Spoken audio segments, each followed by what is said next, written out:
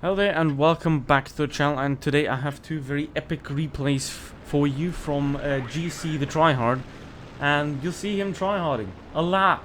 So if you like it, then like and go check out his channel. I'm too lazy to link it, but just look for GC WoT Blitz and you'll find it anyway. Now, he's sitting in the Object 268 on this map. So obviously what he's going to do is just going to go forward into this bush and shoot people. The Object 268 is pretty much the best T10 tank destroyer that you can get, simply because it is good at everything. It has solid armor, it has a good gun with 640 alpha damage, like pretty much all the other T10 tank destroyers. It has pretty good mobility and pretty good armor, so it's not like a 183 where it's like a one-trick pony and it can only do one thing. This thing's pretty much good at everything, except having a turret, but that's not normally what tank destroyers do, am I right? If I remember correctly. I'm not playing this game enough to know. So yeah, GC is now seeing where the enemies are, and now he's gonna go focus on that E50M up here because he knows that he is isolated. And this is a very good thing that you can do. If you want to play well, if you want to do good, you have to think about the game. You can't just point and click. You have to actually think about the game. And one very effective method of winning is to isolate targets, like the C50 here. He was alone. He knew that he was alone because pretty much the entirety of the enemy team is spotted. So he knows that there can't be anyone up here. He takes out the E50M and now he's dead. You know, he has a firing range right there set up at 2 mouses, and that is how you get free damage. It doesn't come from nowhere. To have an insane game like these, you have to have pretty much 3 factors fulfilled. Number 1, you have to know what you're doing.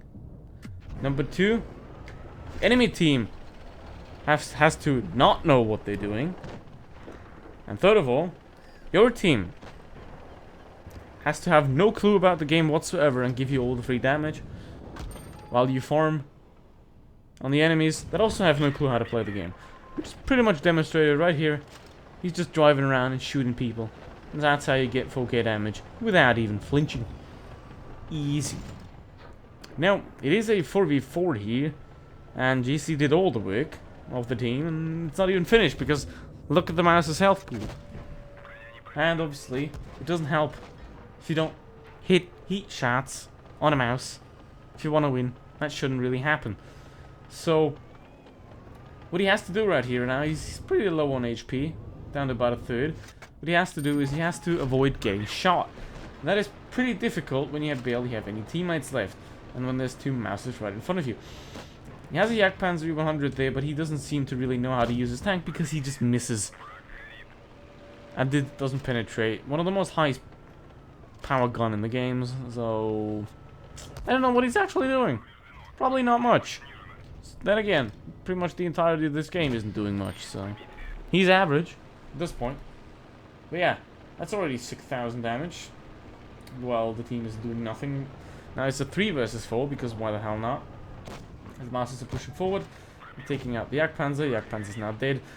One of the mouses is very low, and the other one still has HP, and now he has only 1 people left on his team. Yes, 1 people. That's how it works these days. Finishes off the mouse with HE. Good ammo usage there. You gotta know when to use what kind of ammo.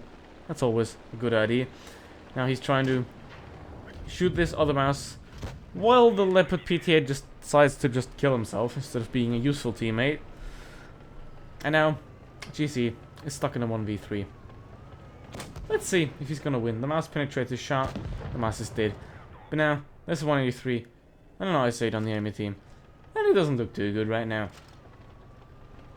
He's now stuck in this corner at a 200 HP. He's gonna drive around here, and there's the IS-8. He doesn't penetrate a shot, and he's dead. So basically, this game is just to show you how much impact you can actually have without actually winning. Because then again, teams in this game are mostly shit. 8,300 damage here by GC. Insane stuff, but then again, they just lost. The team was shit. Now, we're in the second battle right here in the T110E5, which is the best heavy tank in the game. Yes, it is. Again, just for the same reason that the object is the best tank destroyer, because it's good at everything. It's not like a mouse where it's slow and has a shit gun. This thing is reasonably fast, has a reasonably good gun, has pretty good armor, and has gun depression. It has everything you would want, except depression maybe, but you can't choose. And now he's on Dynasty's Pearl here. The official map name for this is Grossberg, which I think we can all agree on that this map is just shit. And now he's just trying to use the gun depression here in this position. However, whenever I try to use this position, I just get rushed. And that Leopard PTA just got evaporated. Well, one of the hints that you can take from this video is don't play Leopard PTAs. They just get fucked. And that's the thing about the E5. It's not like you don't need a tremendous amount of skill to do well in it, simply because it covers all aspects. In the Leopard PTA, you have no armor, so you have to play carefully. You don't really need to do that in this thing, because you can just sit hull down and nobody can do anything against you. So I think this tank is a little bit more noob friendly, and it's also a good tank for beginners. Also because the line's consistent, and I think this is about the 530th time I said this on that channel, and I don't even know why I'm saying it, but I'm just saying it. So listen, now!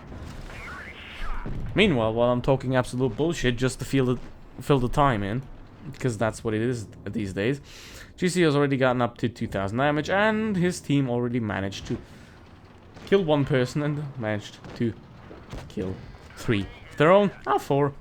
Well, it's not 3v6, as you expect in pretty much every average battle, because it's true, right? You're always on the losing side. So now GC has a problem here with the Batchat running away. Doesn't have that problem anymore. The Batchat is now dead. Again, good ammo usage. You gotta learn these things. No tutorial in the world can teach you these things about...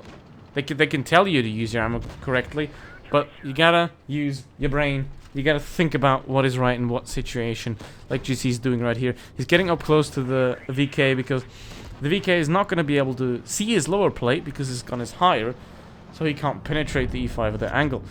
Now the E50 is behind him, so he reverses. So as soon as he kills the VK, he can just turn around and face the E50. Now the E50, I think he has that long gun that only does 200 damage. No, it's not actually. It's another one.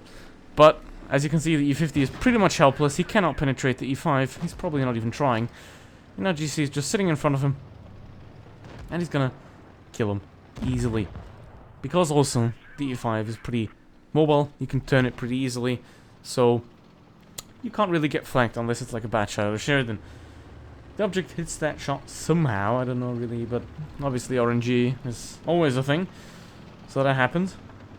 And now he's just gonna try and hunt down that object, who is in turn hunting down his last remaining teammate in the T92E1, which is now dead. And now it's a 1v1, but you know, it's GC. He's gonna win. I don't even need to hype it up. He's just gonna win. You know that. Even though that one didn't go through. So it just takes some time. Just be patient. Don't rush things. Always aim, because 2 seconds of aiming is better than 10 seconds of having to wait for the next shell. And now he's low HP. The object's trying to run. He's not gonna run. And there we go. That's some kills right there. That's 2 epic replays. That's a free video because I'm running out of ideas and I'm too lazy to edit stuff. So thanks for watching, and like if you liked it. Probably didn't, but thanks for watching. See you in the next one. Goodbye.